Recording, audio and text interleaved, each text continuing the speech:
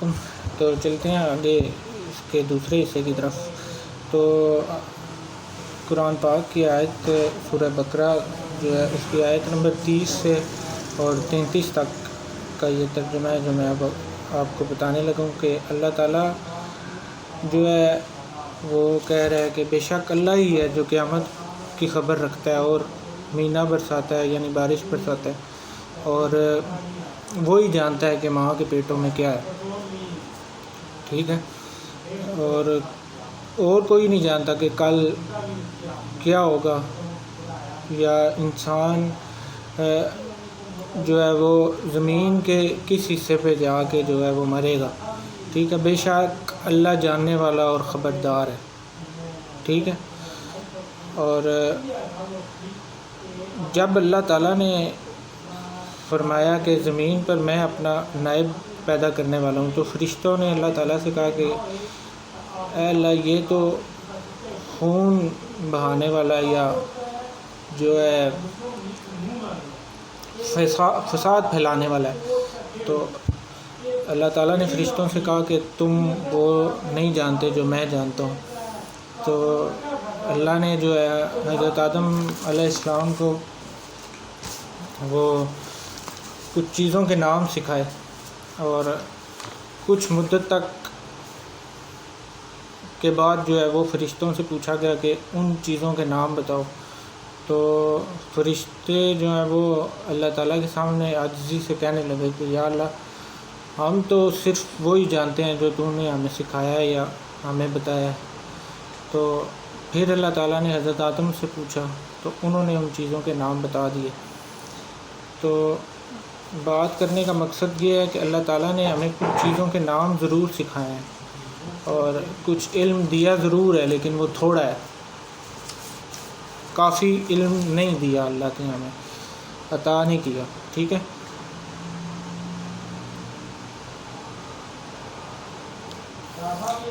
جیسے اللہ کے نبی بھی جب دعا کیا کرتے تھے نا، تو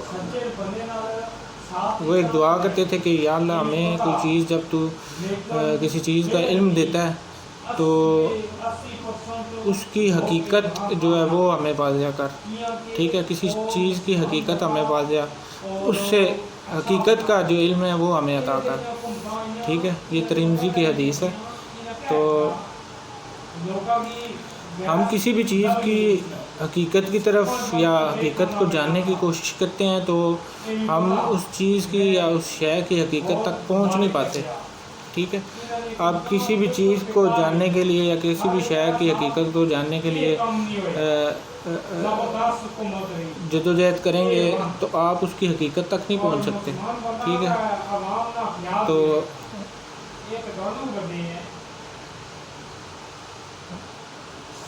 حقیقت تک ہم تب پہنچیں گے جب ہم اس چیز کو مان لیں گے کہ ہم جو ہے وہ کچھ بھی نہیں جانتے. ٹھیک ہے، تو ہمارا محدود علم ہے، لمیٹڈ ہے. جب تک ہم اس حقیقت کو مان نہیں لیتے نا، سمجھ نہیں لیتے، تب تک اصل علم کا دروازہ ہم پر نہیں کھلتا، نہ نفس کا تزکیہ کیا جا سکتا. ٹھیک ہے، تو اللہ لا شریک نے فرمایا کہ انسان ظالم ہے، وائلنٹ ہے اور جاہل ہے. ٹھیک ہے، اگنورنٹ ہے. ہم اپنے رب کی اس سٹیٹمنٹ کو کیوں نہیں مانتے کہ ہم جاہل ہیں؟ جب ہم یہ مانیں گے تب بھی یہ جو جہل کا یا جہالت کا طلسم ہے یہ ٹوٹے گا. ٹھیک ہے، جب ہم اس چیز کو ایکسیپٹ کر لیں گے کہ تم جاہل ہو اور تم وائلنٹ ہو. ٹھیک ہے، اور جو علم تمہیں عطا کیا گیا ہے وہ تھوڑا ہے. ٹھیک ہے، لمیٹڈ ہے. اس چیز کو جب ہم ایکسیپٹ کر لیں گے نا، تب ہمارے پہ اصل علم کا دروازہ اللہ تعالیٰ کھولے گا. ٹھیک ہے، یہ سورہ احزاب کی آیت نمبر 72 ہے، جس کا میں نے آپ کو ترجمہ آسان لفظوں میں سمجھانے کی کوشش کی ہے۔ تو پھر اللہ تعالیٰ ایک جگہ پہ کہہ رہا ہے کہ ہم نے آسمانوں اور زمینوں اور پہاڑوں کے درمیان یا سامنے امانت پیش کی، پھر انہوں نے فرشتوں نے یا جو بھی اور مخلوقات تھی انہوں نے اس کو اٹھانے سے انکار کر دیا اور اس سے ڈر بھی گئے، لیکن اسے انسان نے اٹھا لیا۔ ٹھیک ہے، بے شک انسان بڑا ظالم اور جاہل ہے۔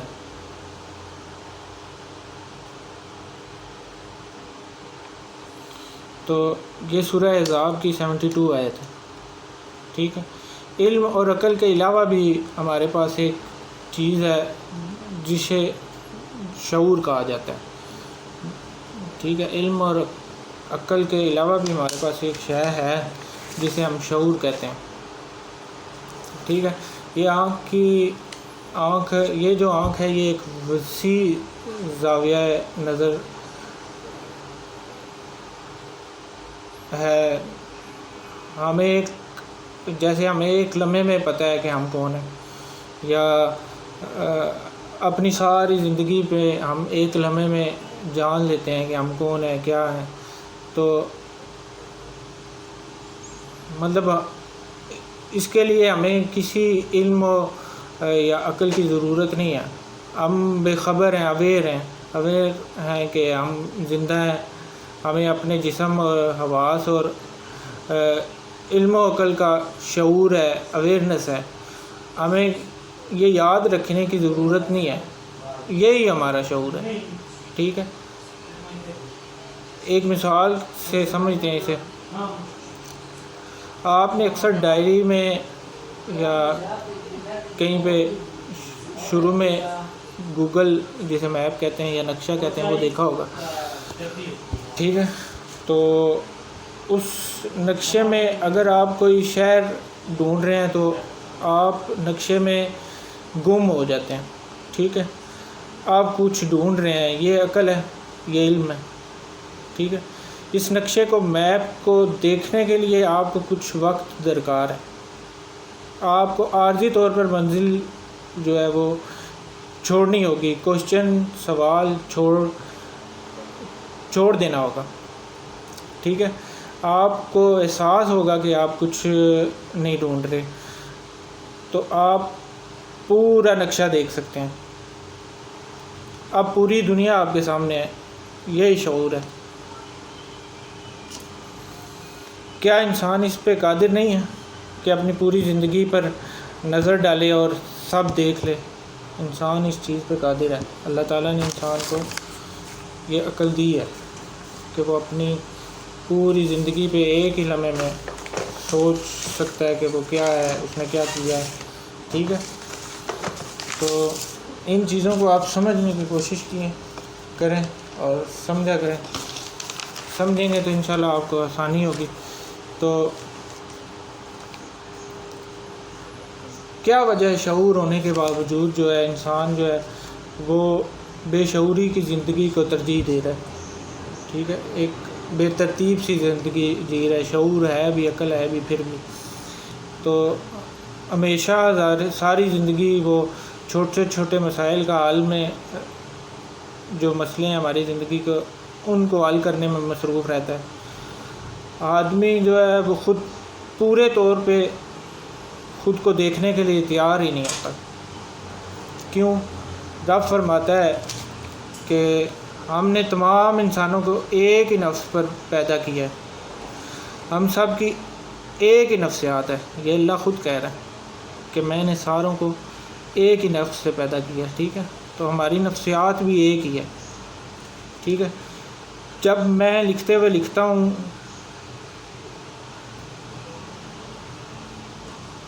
یا جب میں لکھتے ہوئے کوئی چیز کہتا ہوں تو وہ اصل میں وہ میں آپ ہوں۔ ٹھیک ہے، اور جو وہ میں آپ ہوں یا آپ لوگ ہیں وہ اصل میں ہوں۔ تو ایک ہی بات ہے، سبھی میں ایک ہی نفس کار فرمائے، ٹھیک ہے. تو جب میں اپنی بات کر رہا ہوں تو میں ایک انسان کی بات کر رہا ہوں، ٹھیک ہے. تو انسان کی بات کر رہا ہوں تو میں آپ کی بات کر رہا ہوں، ٹھیک ہے. تو جب میں آپ کی بات کر رہا ہوں تو پھر میں اپنی بات کر رہا ہوں. یہ ایک چھوٹی سی اگزامپل ہے جس سے میں آپ کو سمجھا رہا ہوں، ٹھیک ہے، کہ انسان کی نفسیات جو ہے وہ اللہ تعالیٰ نے ایک ہی رکھی ہے، ٹھیک ہے. انسان کو اللہ تعالیٰ نے ایک ہی نفس سے پیدا کیا. تو یہ تھی ہم عقل اور علم، جس کو میں نے آپ کو بہت ہی ڈیپلی یا بہت ہی آسان الفاظ میں سمجھانے کی کوشش کی ہے، ٹھیک ہے. آپ ان کو اس چیز کو جو ہے وہ کوشش کریں کہ اکیلے میں بیٹھ کے سمجھنے کی کوشش کریں اور خود پہ اپلائی کریں اس کو، اپنے دماغ کو خالی کر کے، بالکل آگے پیچھے کچھ بھی سوچے بغیر، ٹھیک ہے. تو کوشش کریں سمجھنے کی، انشاءاللہ آپ کو سمجھ آئے گا کہ میں کیا کہنا چاہ رہا ہوں یا میں آپ سے کیا کہہ رہا ہوں، ٹھیک ہے. تو جب آپ یہ چیزیں سمجھنا، جب آپ کو یہ ہلکی سی یہ آپ کو شروع آ گیا نا سمجھنا، تو بس پھر آپ سمجھیں کہ آدھے آپ بھی پاگل ہو جائیں گے میری طرح. تو پاگل نہیں ہوں گے انشاءاللہ، ویسے میں یہ کہہ رہا ہوں پاگل ہو جائیں گے. اصل علم کا دروازہ پھر آپ پہ کھلے گا، ٹھیک ہے. پھر آپ کو بتائے گا اللہ کہ یہ دنیا کیا ہے، یا وہ دنیا جو اللہ نے بنائی ہے وہ کیا ہے. کیونکہ جو دنیا ہم دیکھ رہے ہیں اپنی نظر سے ہم نے بنائی ہوئی ہے، وہ دنیا وہ ہماری بنائی ہوئی اپنی خود کی دنیا ہے. جو اللہ نے بنائی ہے وہ دنیا ہم نے کبھی دیکھی ہی نہیں، نہ ہم دیکھنے کی کوشش کر رہے ہیں، ٹھیک ہے. تو اصل میں آپ کو وہ سمجھانا چاہ رہا ہوں اور اسی طرف لانا چاہ رہا ہوں کہ یہ آپ لوگ بھی یہ سمجھنے کی کوشش کریں کہ جو دنیا ہم جی رہے ہیں، جس دنیا میں ہم رہ رہے ہیں، یا جو زندگی ہم جی رہے ہیں، اس کا کوئی مقصد ہے یا اس کا کوئی آپ نے گول رکھا ہوا ہے کہ ہم نے زندگی میں کیا کرنا ہے، ٹھیک ہے. تو اسی کے لیے میں نے آپ کو یہ چیزیں بتانا شروع کی ہیں، جو میں نے نفس سے شروع کیا ہے، اور پھر نفس کے آگے